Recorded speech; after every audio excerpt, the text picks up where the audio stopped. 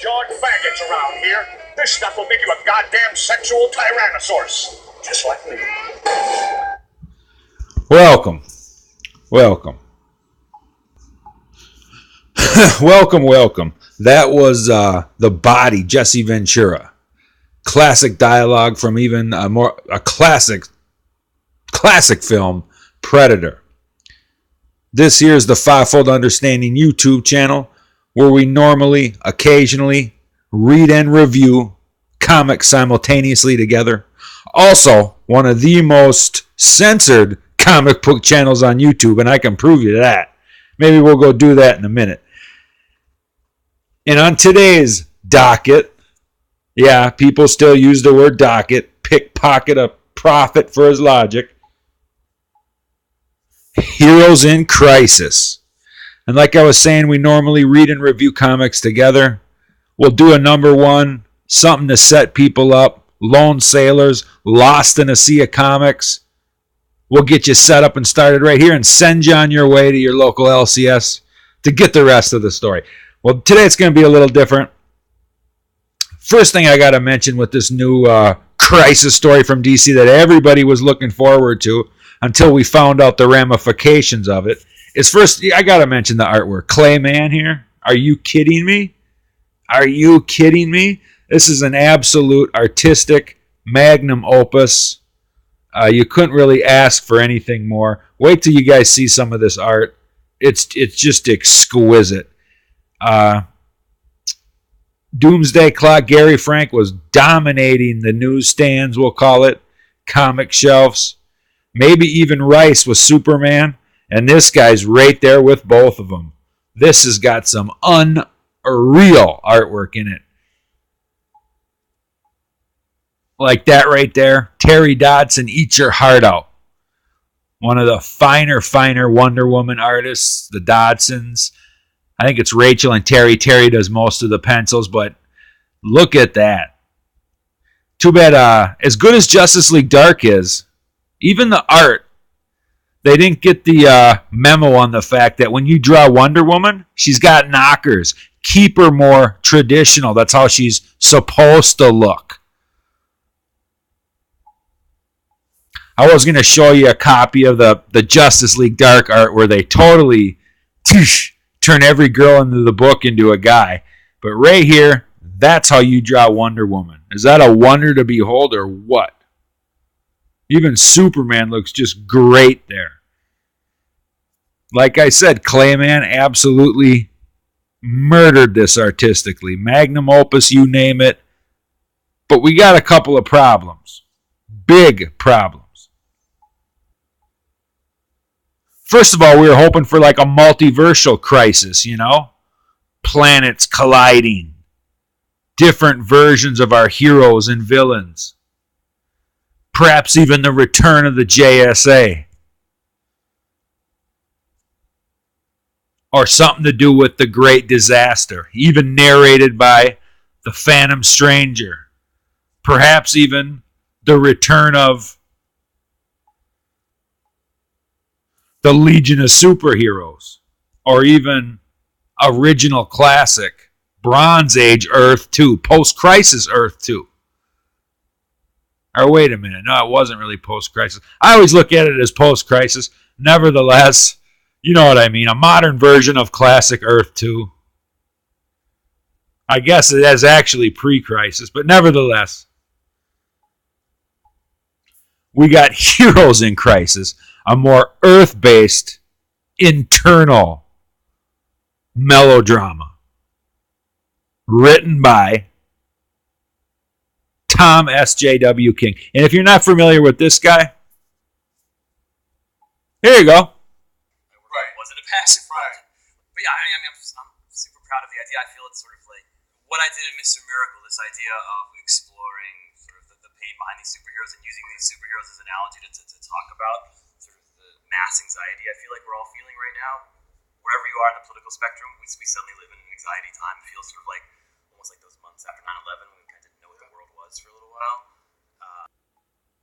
That's Tom King, who just compared the petty, maybe even beyond petty, post-Trump election public sensibility, whatever you want to call it, to how America felt post 9/11? No, Tom. There is no comparison there whatsoever. All the stress and anxiety is you guys being brainwashed from CNN garbage, okay? Because even smart people that don't like Trump know it doesn't make a difference. This is Tom King. He inserts politics into just about everything he does. And as you can see here, the visual allegory is apparent. We got the top-down, progressive-styled, gatekeeper, authority, socialistic, or I should say socialist-styled, monotone, standing on your soapbox, speaking to a group of, what should we call them? Uniformed, uninformed soldiers stuck in the echo chamber with me. And that's the way these people want it. They want to be in charge. Look at them up there. Everyone must wear the same thing. You must be uniform inside of this echo chamber. Because if you disagree with what we're saying, you are an absolute crazy Nazi. We're always right. These are the people that make the women protest and have those shirts that say, women, believe women. Believe women. Because they're never wrong. Believe women. How dare you not believe that woman? That's these people. And if you dare speak against it, you are a Nazi. And it's just too bad that this got green-lighted to begin with. We'll dive into it a little bit here. But there's something I want to show you. And the masks play a big part in it too. As you can see here, we are Legion. We are Echo Chamber. I mean, to a degree, you could really make that argument. And just the premise of this, the mechanism used here is so ridiculous. And let me show you I want to show you something about censorship first here. Okay, right here, this video I made July 23rd. Tom King SJW, Heroes in Crisis, Soy Boy Sanctuary Cult. I basically showed you all that. Watch this. This is at like the control panel. See on the right here? Look at the far right. Blocked worldwide. Why do you suppose that happened? And I didn't even get an email from YouTube or nothing. Just all of a sudden one day, I don't know, a couple weeks back, I don't even know when it was blocked. And you know why I'm thinking? Is because there's so many thumb up their ass, leapfrogging, pussy hat wearing, pansies running around, flagging videos for anything that's negative about these progressive gatekeepers. It could even be them, for all I know. So you're not supposed to talk in a negative light about these people, especially if they got a big project in the pipe. So, no, because there wasn't no Heroes in Crisis videos up for the most part. This was one of the only Heroes in Crisis videos up. So when it releases and people type that in, one of the first things that comes up is, guess what? Right here, Tom King's cult confirmed. More Seinfeld scripted stories like Batman 14, Batman 27, and almost every Batman comic I ever read of him. I don't even read him anymore. They're so horse shit. Yeah, let's have a whole comic design where the Bat family goes and eats hamburgers and sits there and argues. Are you kidding me? We're talking about Tom King, the guy that took the Dark Detective out of Batman and inserted Seinfeld scripts. But nevertheless, look at that. Blocked worldwide. and that was just the beginning of it. These people are on top of me. Watch this one. They tattle on me, copyright strike, maybe not. But look at this one. These two right off the bat. How are you going to block a Speed Force video? Oh, maybe because I said something about Mark Wade in it, which I don't understand even why it happened. I'm just getting these. All my videos are getting, or half my videos are getting blocked worldwide, left and right. Most of them they let them play. It includes copyright. So what? This is YouTube. There's another one include copyright, and then this one age restricted. Why is that age restricted? Oh, that's right. Because Israel was blamed for the second Syrian gas attack. And that was actual Fox News headline highlighted opening, whatever you want to call it, news segment on Fox News. And just because it blamed Israel, age restricted. So it doesn't come up on any algorithms and nobody sees it. So you think there's any censorship on YouTube? You bet. And I don't even think it's YouTube. It's the little Jadua-days and the acolytes, the Tom King progressive, liberally brainwashed sycophants running around doing it. God forbid somebody speak the truth and show the proof. Okay, there's a lot of people speaking the truth, but to speak the truth and then show the proof, oh yeah, they're on me. And I don't even have 200 subs. Anyways, back to Heroes in Crisis. Yeah, I mean, what a name, right? Heroes in Crisis. I'll tell you what, this is a mechanism of pure crisis. Why would a bunch of superheroes want to go out to the middle of Nebraska and tell their feelings to a machine built of Kryptonian technology by Batman with Wonder Woman's empathy balanced in it? I mean, are you kidding me? That's the pretense for this entire crisis? People going out to Nebraska to talk about their feelings in an isolation room? And the art is just beautiful. It's such a sin.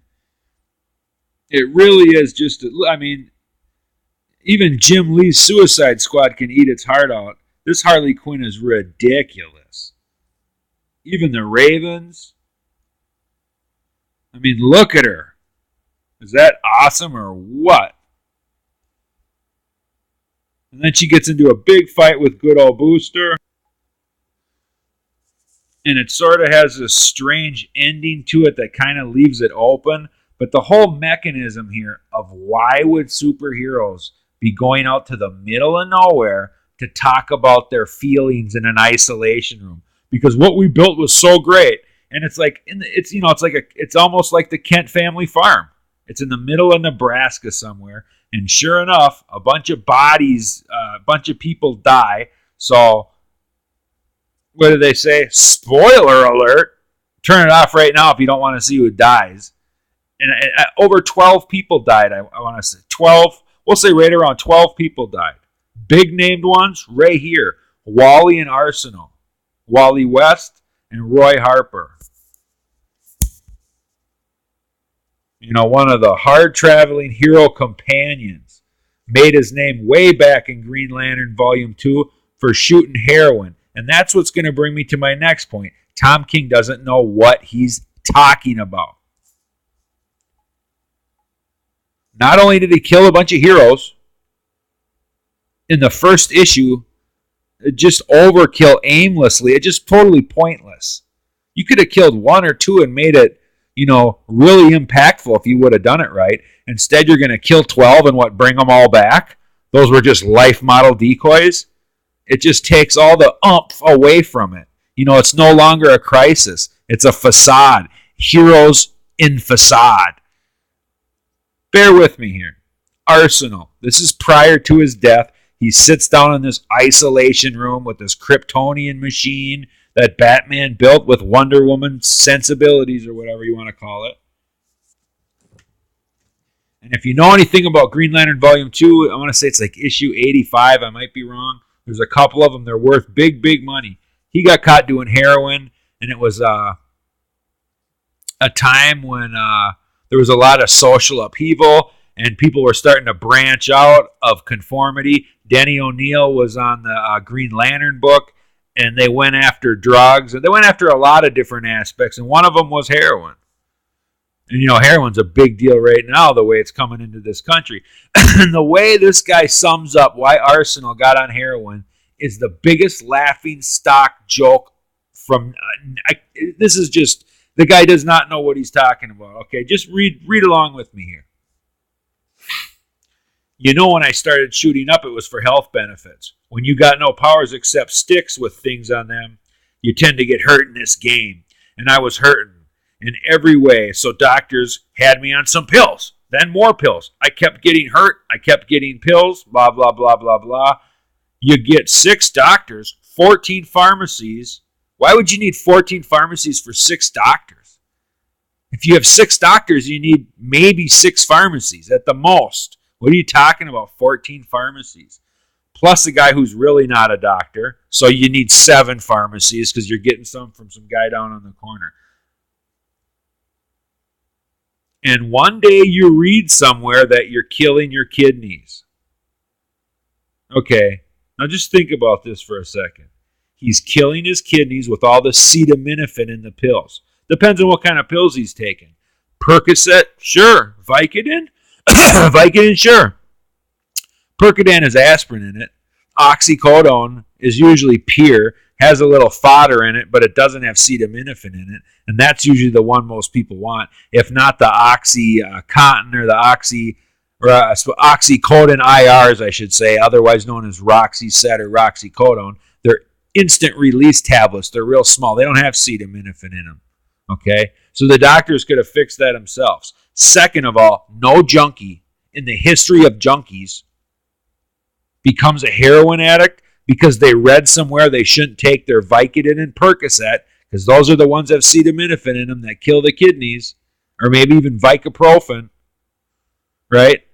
They read somewhere to quit taking that, so instead they went and did heroin. No, that people get hooked on heroin because they want to keep getting high for one, and the pills run out.